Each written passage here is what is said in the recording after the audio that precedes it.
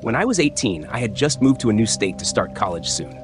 With only a few days before classes began, I wanted to explore a bit while I had the chance.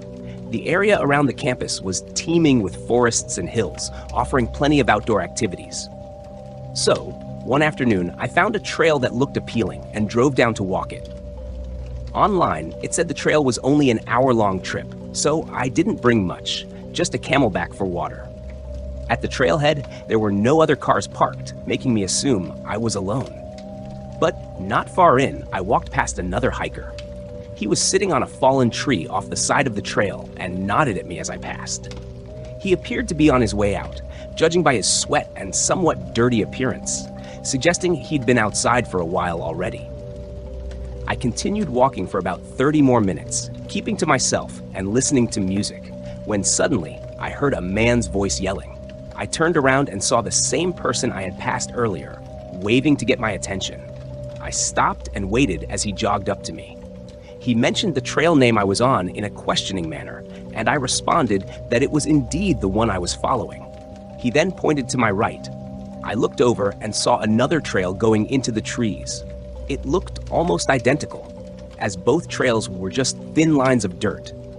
People tend to get lost in this section, going the wrong way, he said. I smiled and thanked him, though it did seem a bit odd. He seemed nice enough, though, and only trying to be helpful. As I started walking down the trail he suggested, he continued along behind me. He explained that he had lived here for years, walked this path almost daily, and hated hearing about new hikers getting lost.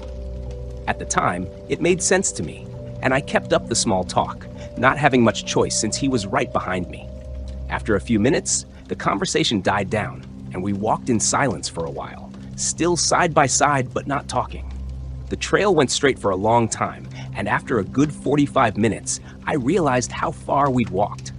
Knowing it was only supposed to be a 2-hour trail, I thought it should have started looping around by now. Just as I began thinking about this, I stumbled over something.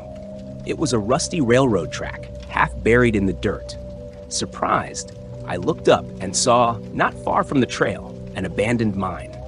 It was a small hole going into the hill with 3 old wooden beams around the entrance and some railway tracks leading inside. I walked up to it and looked inside, but the light from outside didn't penetrate far. It was pitch black with no way to tell how deep it went. As I stood at the entrance, the man came up behind me. I turned around and saw him standing just a couple of feet away. His face had changed.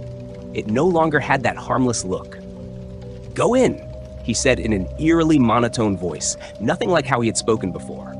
It was demanding and terrifying. I took off running without hesitation.